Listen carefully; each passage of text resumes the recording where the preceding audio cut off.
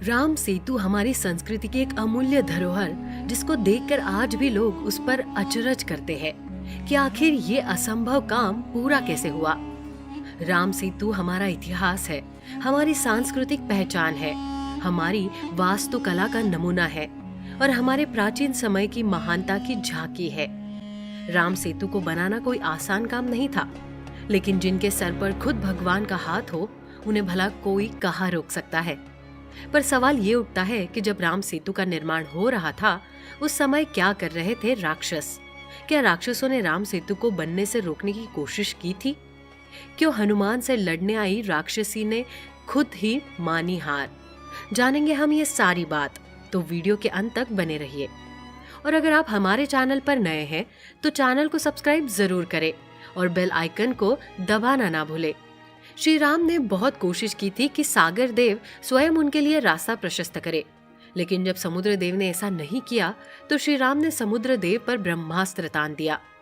तब समुद्र देव खुद प्रकट हुए और उन्होंने बताया कि वानर सेना में नल और नील नाम के दो वानर रहते हैं, जो समुद्र में पुल बांधने की विद्या जानते हैं।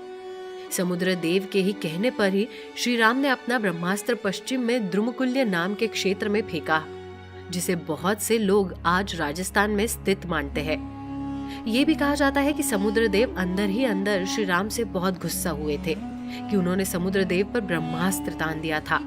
इसका बदला लेने के लिए समुद्र देव ने द्वापर युग तक इंतजार किया। जब कृष्ण के बेटे साम ने अपनी लोहे की गदा समुद्र में फेंक दी तो समुद्र देव ने उसे अपनी लहरों से फिर जमीन पर लाकर रख दिया, जिससे उस क्षेत्र पर कंटीली घास पैदा हो गई और बाद में यदुवंशियों के नाश का कारण बनी। यही नदी द्वारका के तबाह होने के बाद समुद्र देव ने पूरी द्वारका को निगलकर अपने में मिला लिया। श्री राम सेतु का निर्माण वानर सेना ने नल और नील के नेतृत्व में किया था, जो विश्वकर्मा और अग्निदेव की संतानें थी। नल और नील को यह वरदान प्राप्त था कि उनके द्वारा फेंका गया पत्थर कभी पानी में डूबेगा नहीं। वाल्मीकि रामायण के केवल नल का ही जिक्र है, पर तुलसीदास की रामचरितमानस में नल और नील दोनों का जिक्र मिलता है। एक कहानी ये भी है कि नल को मिला ये वरदान वास्तव में वरदान न होकर श्राप था। दरअसल जब नल छोटे थे तब वो हमेशा आसपास के पत्थरों को पानी में फेंक दिया करते थे। उनकी इस हरकत से एक तपस्वी बड़े अप्रसन्न होते थे, क्योंकि जिस पत्थर को नल बार बार पानी में फेंक देता था उस पर वो अपने कपड़े धोया करते थे। ऐसे में ऋषि ने उनको कहा कि आज से तेरा फेंका हुआ एक भी पत्थर पानी में नहीं डूबेगा। अक्सर ये भी जिक्र मिलता है कि हनुमान जी के कहने पर वानरों ने पत्थर पर श्री राम नाम लिखा, जिससे वो भगवान के नाम के प्रभाव से पानी में तैरने लगे। पर गिरिधर की गुजराती रामायण के अनुसार अगर वानरों ने पत्थरों पर श्री राम नाम लिखा होता तो कोई भी वानर उस पर चलकर समुद्र पार नहीं कर पाता।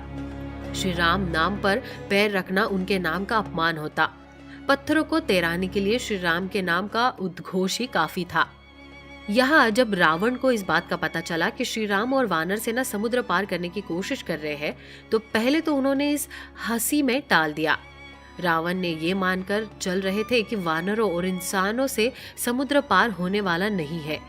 पर जब उन्होंने सेतु का निर्माण शुरू किया तो रावण गुस्सा हो गया। उसे लगने लगा कि अगर श्री राम सेतु बनाने में कामयाब हो जाते हैं तो इससे लोगों में उसका बहुत रुतबा बढ़ जाएगा और लोग दबी आवाज में उनसे तुलना करने लगेंगे। यही सब बातें सोचकर रावण ने अपने राक्षसों और मायावी दानवों को सेतु बनने से रोकने को भेजा। इनमें से कई मायावी राक्षसियों ने मछली का रूप लिया। जैसे ही वानर पानी में पत्थर फेंककर सेतु बनाने लगते, ये मछलियां पत्थरों को धकेल कर दूसरे दिशा में ले जाती थी। वानर जैसे ही पानी के अंदर जाते, ये राक्षसियां सांप और मछलियां बनकर उन्हें काटने लगती थी। जब किसी भी वानर में पानी के अंदर जाकर इनसे लड़ने की क्षमता नहीं हुई तो हनुमान जी खुद पानी में उतर आए।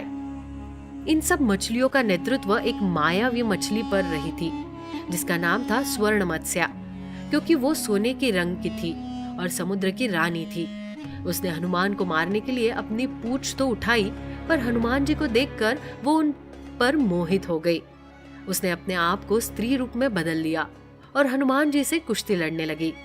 हनुमान जी बार बार उसे दूर फेंकते रहे, पर वो स्त्री समझकर उस पर प्राणघातक हमला नहीं कर रहे थे। पर कुछ देर बाद हनुमान को यह एहसास होने लगा कि स्वर्ण मत्स्य उनसे लड़ रही है। वो कुश्ती के बहाने उनके करीब आने की कोशिश कर रही है। ये देखते ही हनुमान जी ने उनसे कहा कि उनका जन्म सिर्फ भगवान राम की सेवा के लिए हुआ है, वो और किसी के लिए कुछ नहीं कर सकते।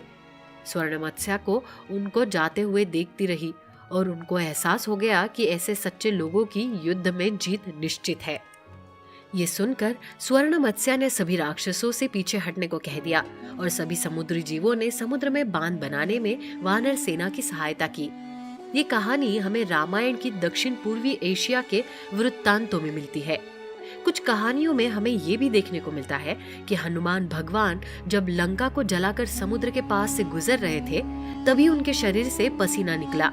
उस पसीने को निगलने वाली इन कहानियों में मगरमच्छ ना होकर स्वर्ण मत्स्या थी। कहानी हमें ये भी मिलती है कि स्वर्ण मत्स्या ने ये कहानी विभीषण की पत्नी सरमा और उनकी बेटी त्रिजटा को सुनाई थी। हुआ कुछ यूं था कि जब विभीषण ने रावण को छोड़कर श्री राम का साथ निभाया था, तब लंका में सबने उन्हें देशद्रोही घोषित कर दिया। इसके बदले में लंका वासियों ने त्रिजटा और सरमा को मिलकर काफी पीटा था। इस पिटाई से व्याकुल होकर जब दोनों बैठकर ये विचार कर रहे थे कि क्या विभीषण ने श्री राम का साथ देकर वाकई कुछ गलत किया, तब स्वर्ण मत्स्या ने उन्हें आकर बताया था कि विभीषण ने श्री राम का साथ देकर कोई गलती नहीं की है, क्योंकि जहाँ श्री राम जैसे स्वामी भक्त वानर रहेंगे, वो सदैव धर्म के पक्ष में मौजूद रहेंगे और उनकी जीत में कोई भी संदेह नहीं होगा। स्वर्ण मत्स्या को ना करने को लेकर हमें विनय पत्रिका में उल्लेख मिलता है, जहाँ श्री हनुमान को ऊर्ध्व रेतस कहा गया है, जिसका अर्थ ये है कि ऐसा व्यक्ति जिसने अपनी कामनाओं को इस तरह वश में कर लिया है कि उनका वीर्य नीचे की ओर बहने की जगह ऊपर की ओर बहता है। उसी तरह उन्हें मनमथ मंथन भी कहा जाता है, जिसका अर्थ है ऐसा व्यक्ति जिसने अपने मन की सारी इच्छाओं को मथ लिया हो। यही कारण है कि कोई भी बाहरी इच्छा उन्हें प्रभावित नहीं कर पाती थी और वो हमेशा निर्मोही रहते थे।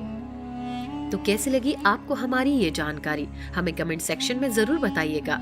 ऐसी सच्ची और रोचक जानकारियों के लिए बने रहिए हमारे साथ। आप देख रहे हैं द भक्ति, क्योंकि भक्ति में ही है असली शक्ति।